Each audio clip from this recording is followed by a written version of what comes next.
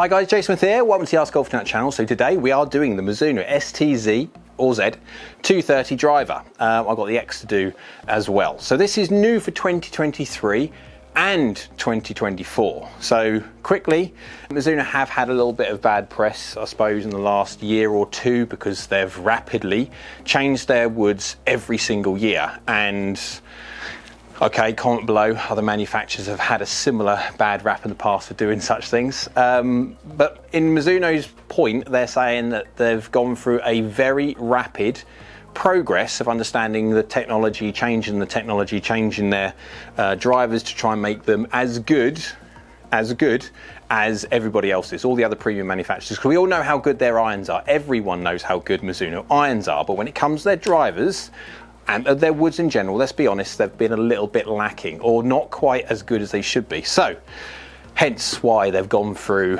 the so 190, 200, 220, to the Z and the X, then the 220Z in the X, and then this one. So it has been, yeah. So let's go have a little look at what it looks like. You've got the distinct blue on the sole. New for this one. Obviously the core tech is new, but it's blue and that's very distinct. Whether you like it or not, that's up to you. But you've got carbon at the on the sole, you've got carbon in the crown.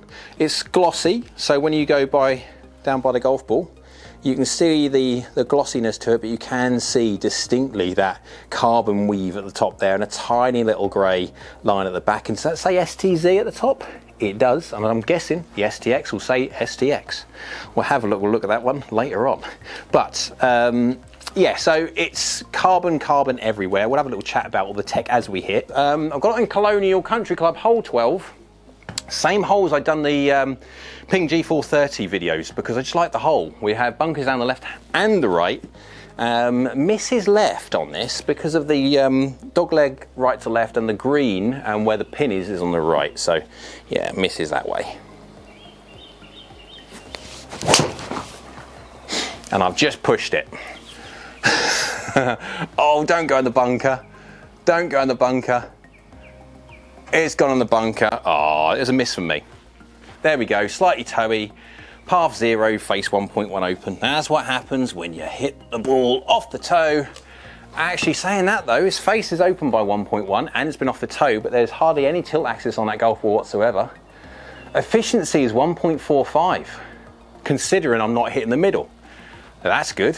279 carry, so my carry normal is around about sort of 283-ish, give or take. So I would see that as a miss. So 279 from that, I would take that. So in this head, we'll talk about what's in the head in a sec.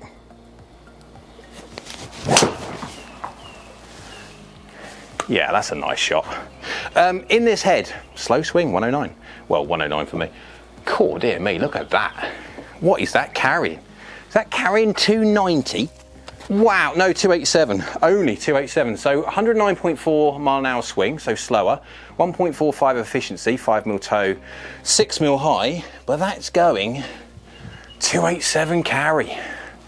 Woof. Yeah, she does well. Inside this little blue part of the sole, which is an interesting kind of blue, it goes a little bit back to the old 850 and 900 days with the blue, but no, just on the sole. That's TPU. So TPU is the same kind of stuff that your mobile phone cases are made from. So quite spongy and kind of soft, that idea. So it kind of deadens the sound. It also allows the sole. So where before we had, I think even in the 190 and all that lot, we still had that wave technology, that concertina effect on the bottom of the sole to allow the sole to squidge and move and spring off when you hit one low on the face. That's gone, which is brilliant for the hybrid, and that'll be a different video that's coming soon. But yeah, I like it, the fact that the wave technology is gone on the hybrid. But in this, it allows them to put TPU in there, which does the same thing, softens it, and also they've snuck a 3 gram weight in there to try and tune the center of gravity. So yeah, it works from the point of view of feel because it is a soft, punchy carbon driver.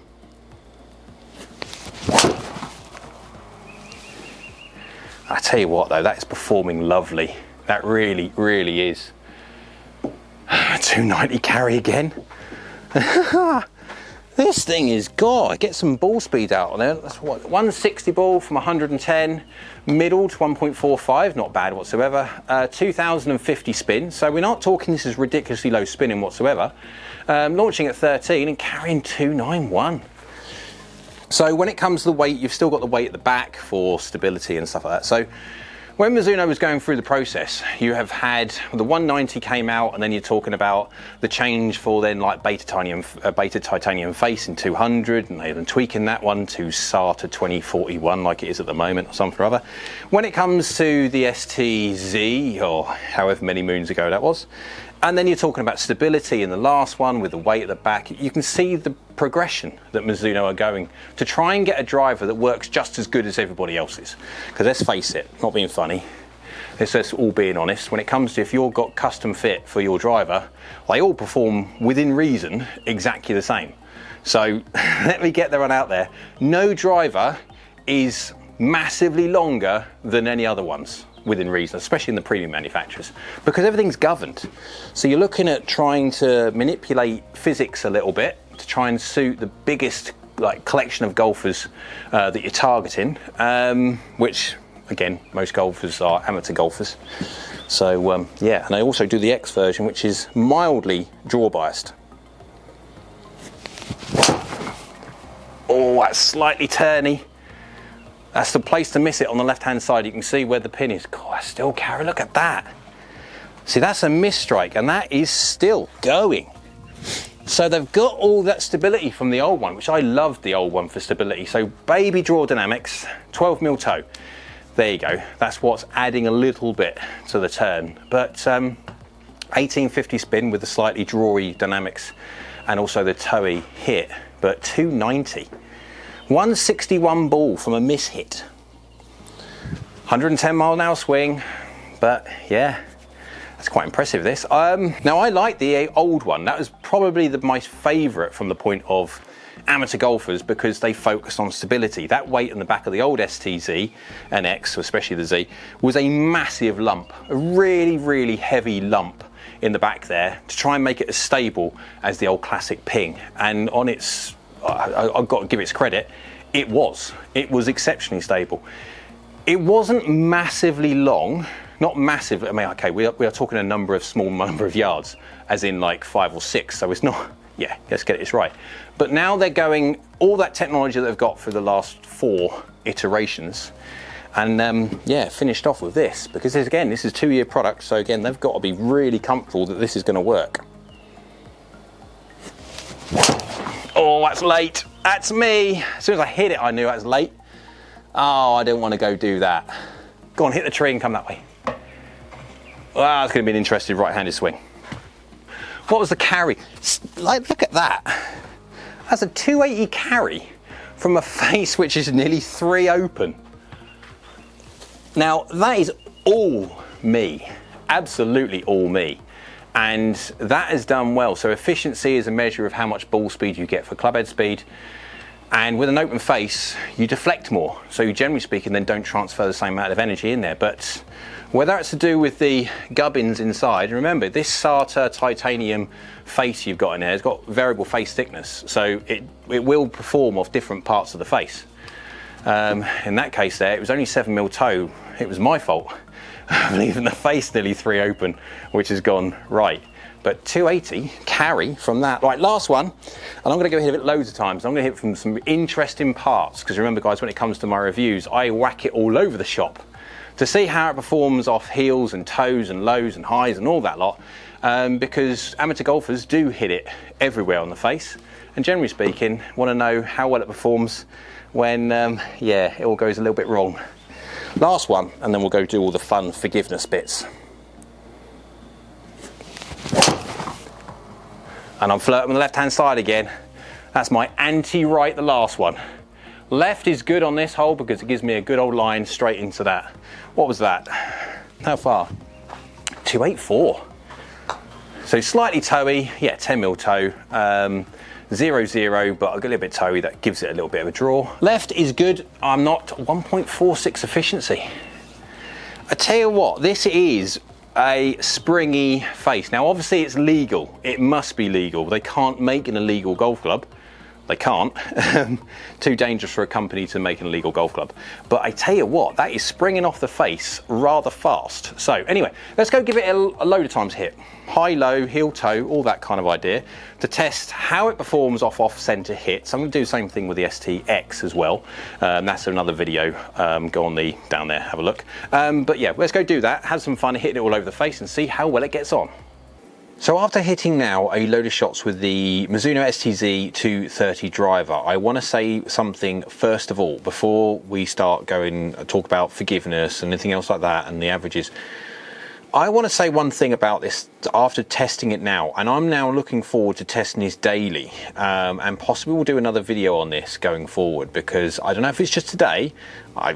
Again, it's that golf club, it doesn't change day by day. I change a little bit being human, but I am amazed at just how well this golf club retains efficiency. Now, okay, efficiency and smash factor are the same thing. A smash factor is something that, generally speaking, within the camera-based system, when it comes to, say, TrackMan or something like that, and smash factor is same as efficiency, what number you get, bang for your buck, ball speed from clubhead speed. 100 mile an hour clubhead speed, 200 miles an hour ball speed. You can't get that, but you have a 2 when it comes to efficiency.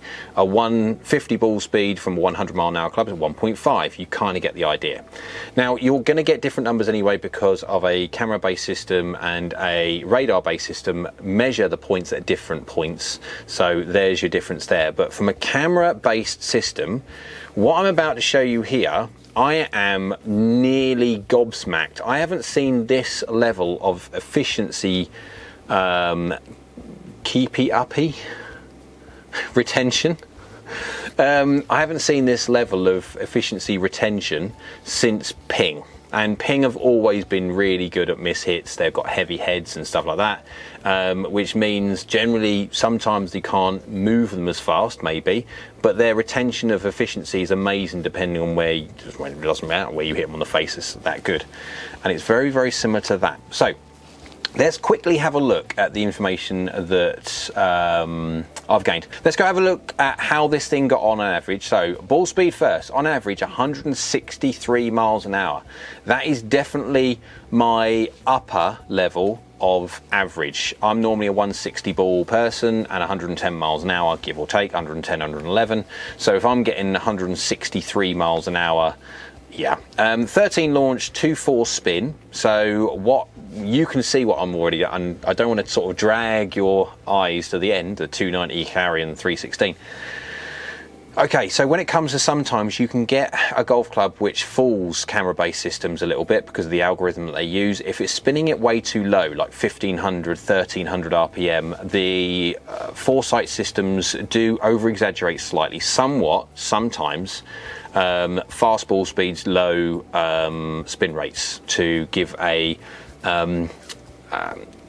carry which is not quite realistic sometimes. Yeah, this is not. This is spinning at 2399. So it's the distance it is carrying, 290, is doing it properly. Now, if I could get this launching slightly higher and spinning slightly less, that carry is going to go up. But yeah, so it's spinning at 2.4, it's going 38 yards in the air and descending at 39.6, which is under the 40 degrees, which I want to see, because I want to see 45 degrees with an iron and stuff like that for control, but I want to see the descent angle on a driver as shallow as we can do, because we want it chasing forward. So I reckon with some messing around, remember this is 8.5 degrees, this is not 7.5 degrees. I've done the 8.5 degrees to marry the same as what I can do in the X. That's a 10.5 head and moves down 2 degrees if I want to 8.5. That's how I'm going to test it. And this is a 9.5 head that will go down to 7.5 if I want to, and I would want to, so I could hit up on it a bit more and launch it and stuff. But I want to get like for like, apples to apples. So anyone's watching both videos can, yeah, you got the idea. So 290 carry and 316, so that is averaging further than my average that I'm normally a 283 kind of person. It's given me an extra 7 and it already spinning too much. And what I like from that is it's spinning too much and launching slightly too low. So if I can just change my dynamics slightly, hit up on it a little bit more, I mean, I'm already at 5.5, but you got the idea, trying to maximize, I could really Anyway, club speed 111.8, so the upper level of my normal. 1.46 efficiency, that's including mishits. 5.5 up, 0.7 from the inside, 0.2 open, 5.6 up when it comes to the lie, and a launch loft at 15.8, and 7mm toe, 1mm low, and you've got standard deviation numbers on there as well for everyone to look at. Let's get into some of the shots that I've hit with it so I can show you just how interesting this golf club is. First one, full speed, 114.5, 289 carry, but this 14 toe 4 low. Path is within 1 degree good, face is really good at 0.2, but now I'm going to get speed related dispersion because of how fast I'm hitting it. 167 ball speed, so 1.46 efficiency from 18mm gross away from the middle. The ability this golf club has at retaining efficiency, which means of retaining efficiency, doesn't matter what speed you're swinging. If you're looking at 100 mile an hour speed, 70 miles an hour swing speed, doesn't matter. If you've got a golf club which retains ball speed from different parts of the face, you've got that ball speed to push it through the air. There's one thing about obviously having dynamics when it comes to the most efficient to try and get the ball carrying, like javelin throwers throw a javelin at an exact angle to try and maximise the carry of the javelin, no different to a golf club. But 1.46 efficiency from there. Okay, 103.9 miles an hour, 0.7 across, 2 open, so a little bit open face, a little bit cutty. 11mm high, 11mm toe. Generally speaking, not the best part on the golf club when it comes to efficiency.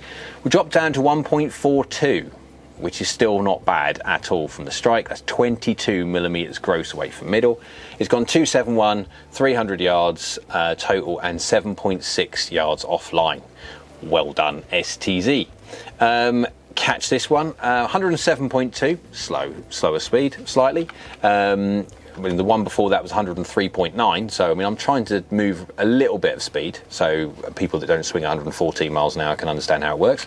107.2 miles an hour, 1 across, 3 open, so yeah, a little bit cutty from my point of view. 7mm low, 26mm heel.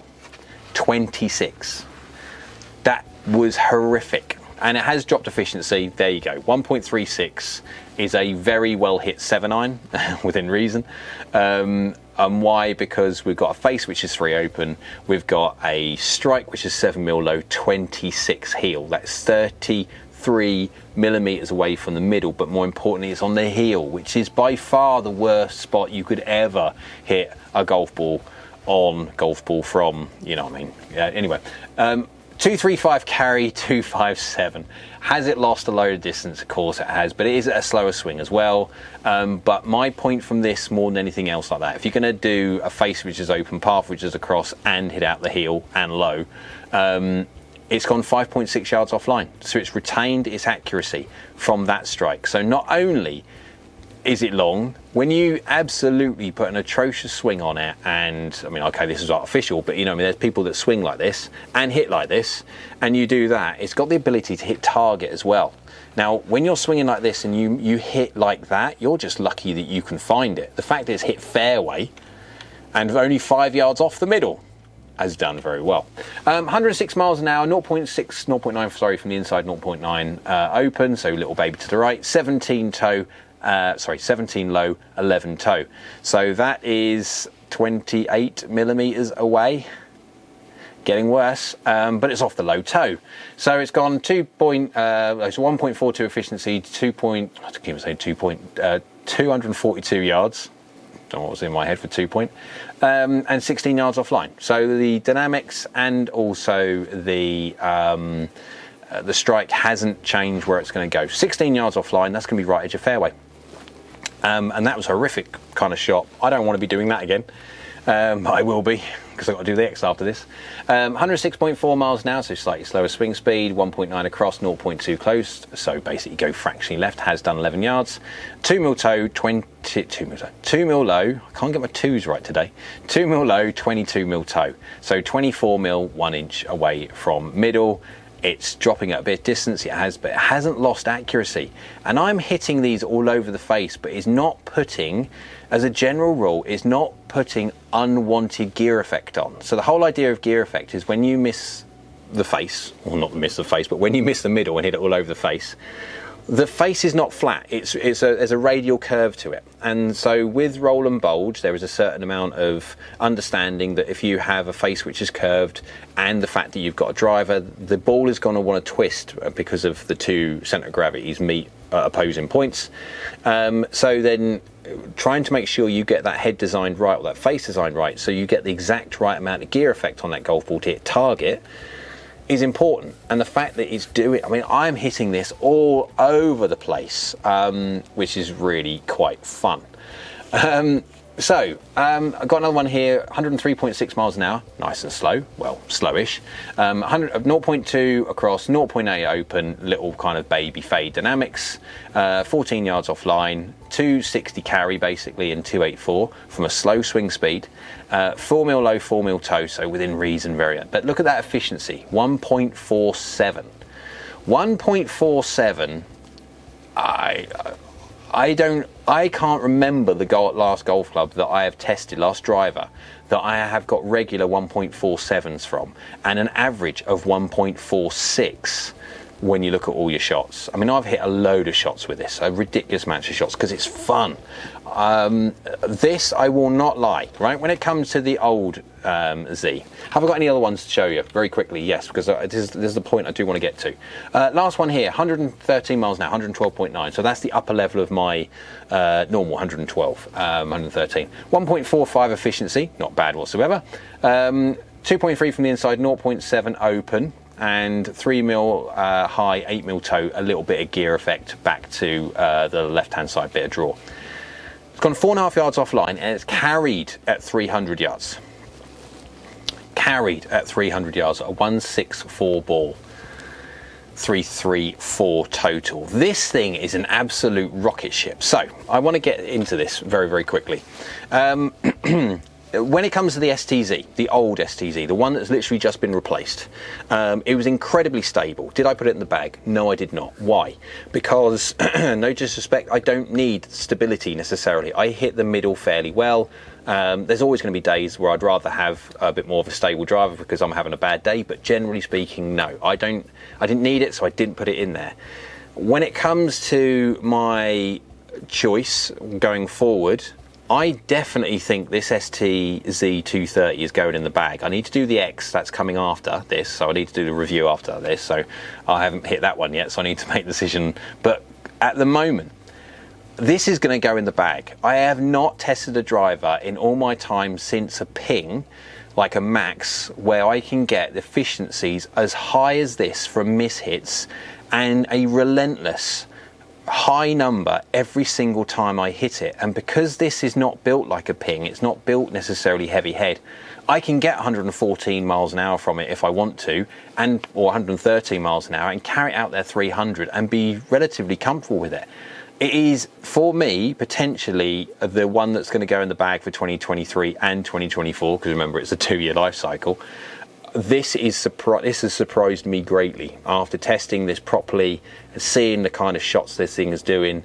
Okay, is it pushing the boundaries by giving me another 50 yards? Of course it's not, but one thing it surprised me massively. I haven't been this excited on a Mizuno driver for quite a while. Normally I have to test them out a little bit. Normally I have to go through a little stage of sort of playing with the old one, playing with the new one, playing with the old one, playing with the new one.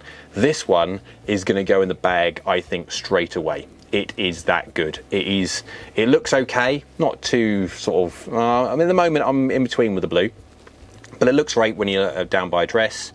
It feels brilliant. I actually like that Hulk shaft. I've got that green hazardous shaft in it. I actually quite like the green Hulk shaft to it.